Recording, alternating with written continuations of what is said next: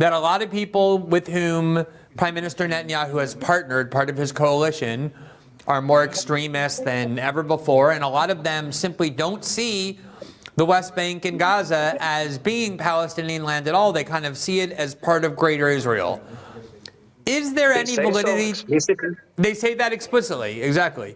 Is there any concern or any validity to the possibility that by trying to make northern Gaza uninhabitable, and they've already ordered northern people in northern Gaza to evacuate to southern Gaza, but now with the attempt to try and open up the border with Egypt, is there an attempt to kind of drive the people out of northern Gaza or Gaza entirely into the Sinai so that the Israelis can then retake control of Gaza and make it their own, kind of annex it? How much time do I have? Because if you want a full answer, I need 10 minutes. Take it. That's great. So let's start with the end of your question, or with the beginning and the end, because you made a kind of a closure there.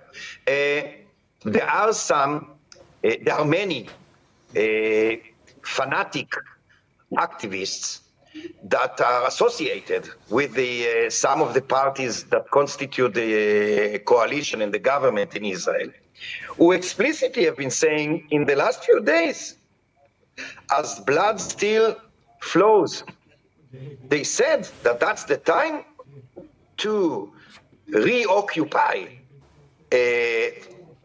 Gaza Strip, to drive the Palestinians out one way or another, and to rebuild the settlements that were there before. People said that explicitly. It's not a secret, and they don't try to hide who they are.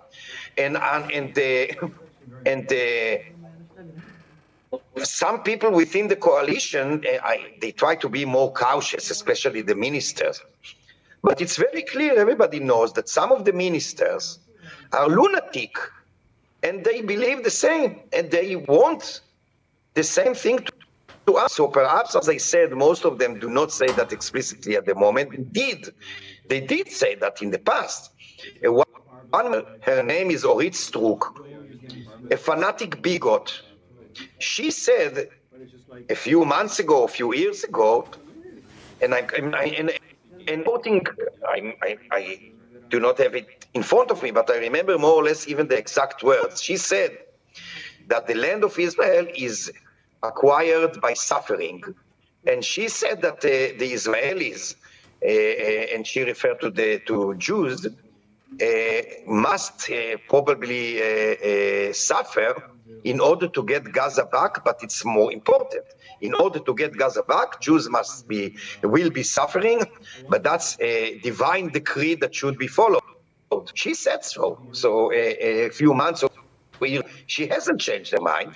She simply would have not said that now, given that she is a minister, but she still believes in that. So the amount of lunatic bigots in this coalition and government that actually aspire to achieve that is unbelievable. You know, and again, I must say, because we are in an American program, I to the American public, look who your administration now supports. This is not a support for Israel. This is not a support for the people of Israel.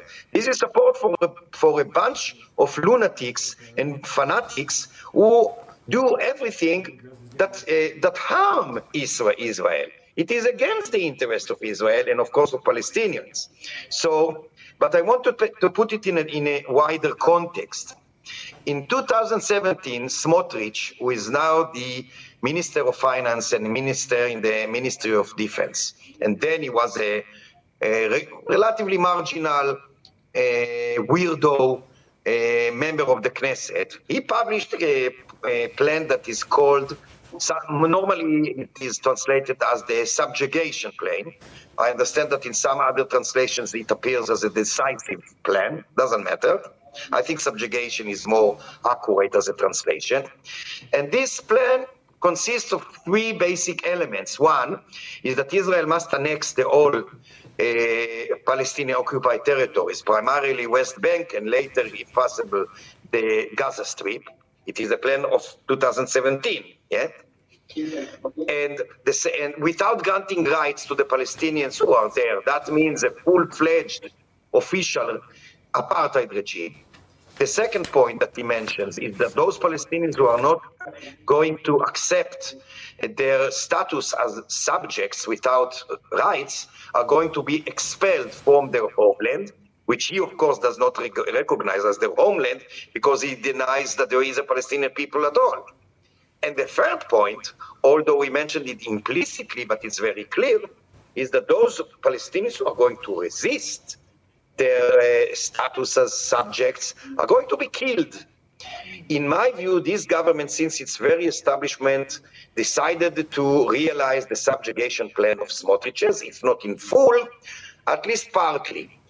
The coup d'etat, which is sometimes wrongly regarded or entitled as the judicial reform that the government of Netanyahu has tried to pursue and carry out, as you remember, in the last few months, we should emphasize that that is not a judicial reform. That was a coup d'etat, because the idea there was to change totally the government and the regime of Israel into a full-fledged fascist dictator.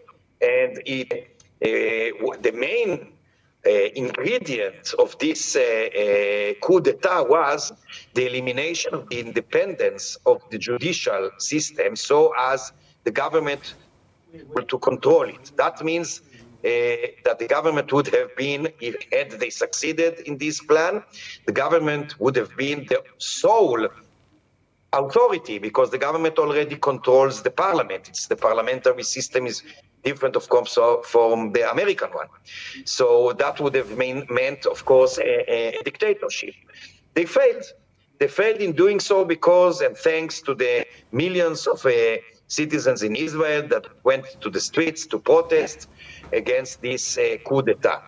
So they needed an alternative because, and by the way, it means that the coup d'etat was not the end. It was the means, and the end always was the subjugation plan of Smotrich's. And as they failed, they needed an alternative path or alternative means to realize this fascist, racist plan. What can be the alternative in general, and specifically in in Israel? A little war. Now, what I want to say, and I said that, is that the government of Israel was interested in tension and a confrontation. I want to emphasize and be very clear.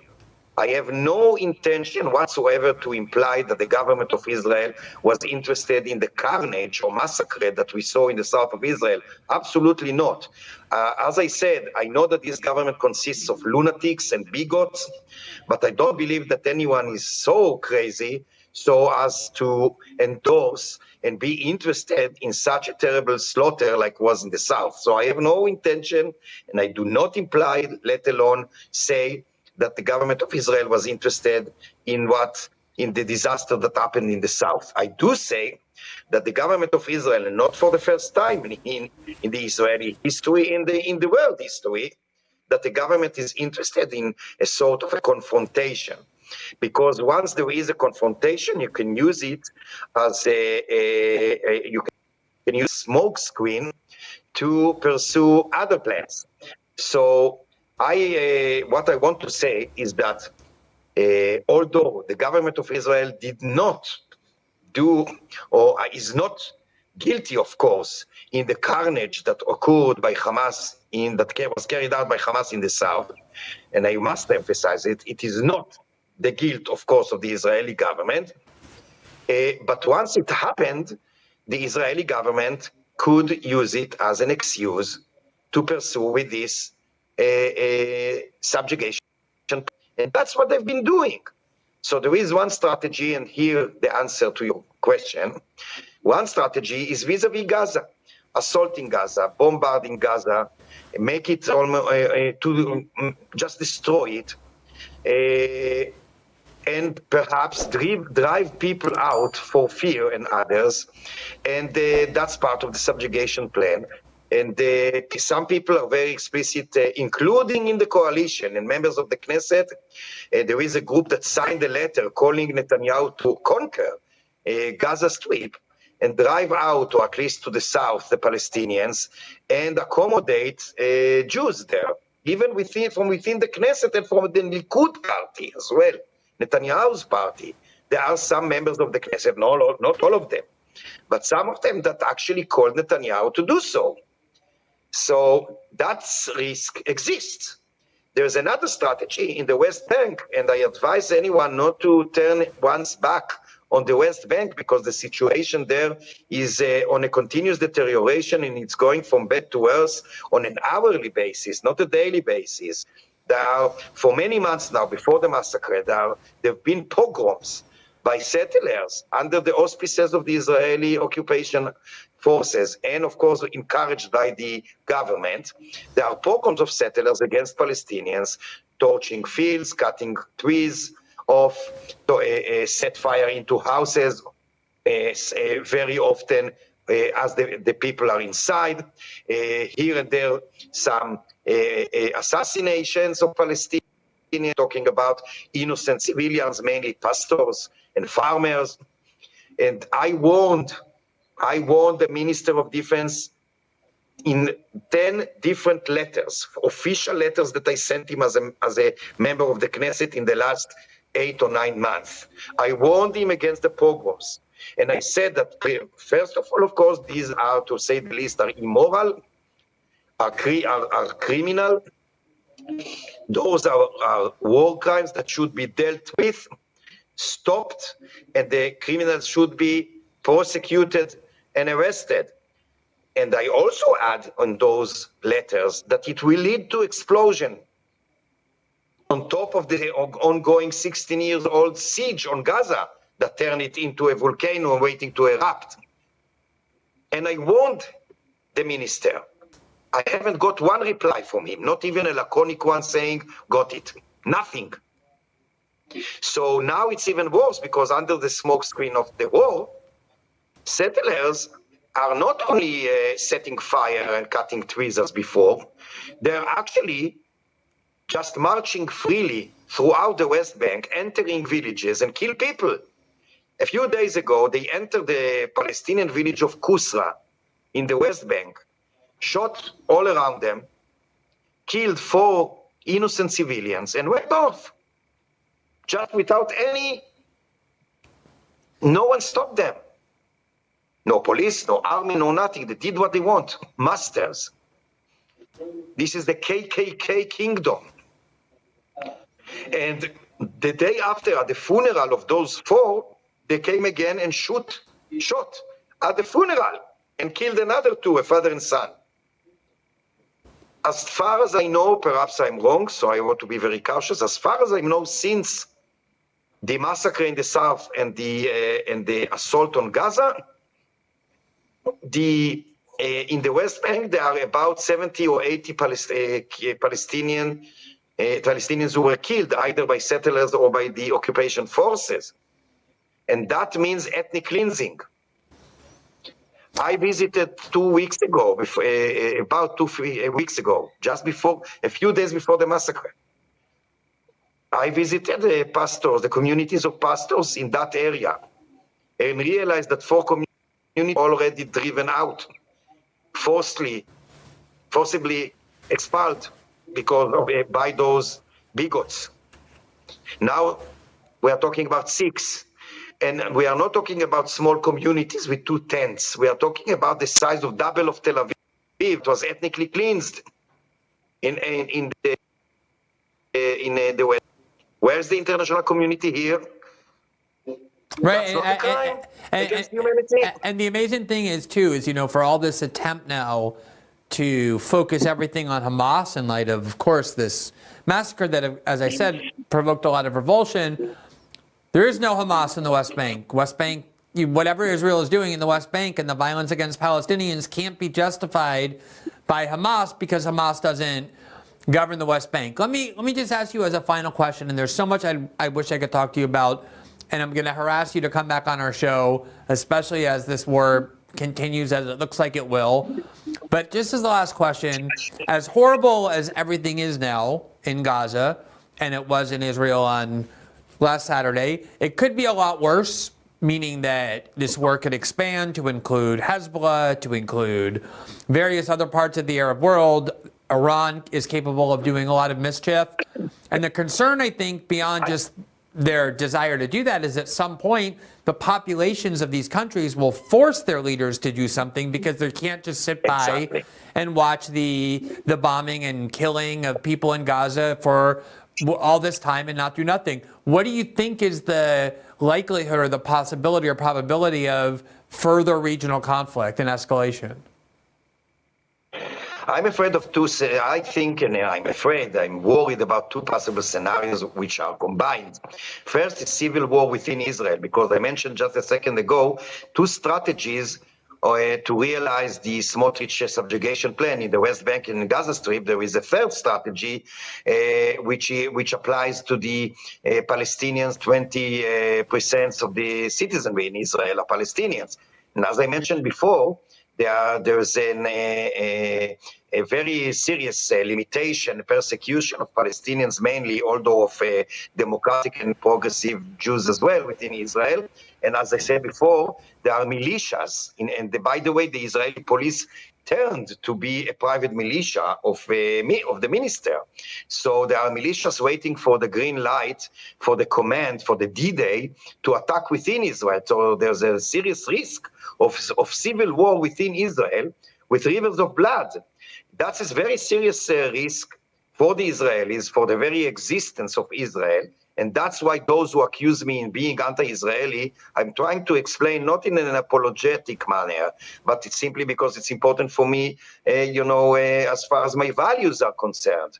And I'm afraid for the future of my country and for the future of my compatriots, because they are under a risk of civil war, and I don't want that to happen, to say the least. Or in addition to my worries about the Palestinians, who of course have their own rights and which I support.